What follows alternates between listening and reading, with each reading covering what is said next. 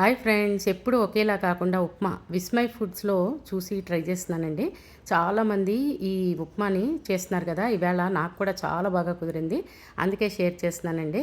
పాలతో చేశారండి ఈ ఉప్మాని. నేను కూడా ఫస్ట్ టైం టేస్ట్ చేశాను. చాలా బాగా కుదిరింది. చాలా టేస్టీగా ఉంది. అయితే దానికి చూడండి, అలా బాణీ పెట్టుకొని గోధుమ నూక తీసుకుని దానికి కొద్దిగా జీలకర్ర వేసుకుని అలాగా కొద్దిగా ఎర్రగా అయ్యే వరకు ఫ్రై చేసుకోవాలండి, 5 నుంచి 10 నిమిషాలు.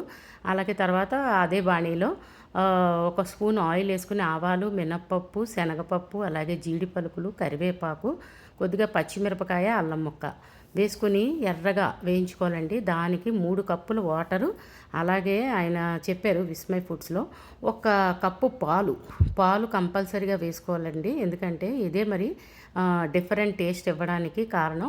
అలాగే చాలా బాగా టేస్ట్ అయితే చాలా బాగుంది. దానికి చూడండి, ఆ పాలు నీళ్లు మామూలుగా మనం ఉప్మా ఎలా చేసుకుంటామో ఇది మంచి హైలో పెట్టుకొని ఫ్లేమ్ అవి మరిగే వరకు. ముందు ఉప్పు వేసుకోకూడదండి, ఎందుకంటే పాలతో చేస్తాం కదా, విరిగిపోతాయి.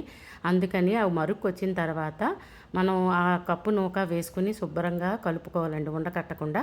కలుపుకున్న తర్వాత అది దగ్గర పడేటప్పుడు మనం సాల్ట్ వేసుకోవాలి. సాల్ట్ వేసుకుంటే దగ్గర పడేటప్పుడు పాలు విరగకుండా ఉంటుంది, ఉప్మా చాలా కమ్మగా ఉంటుంది.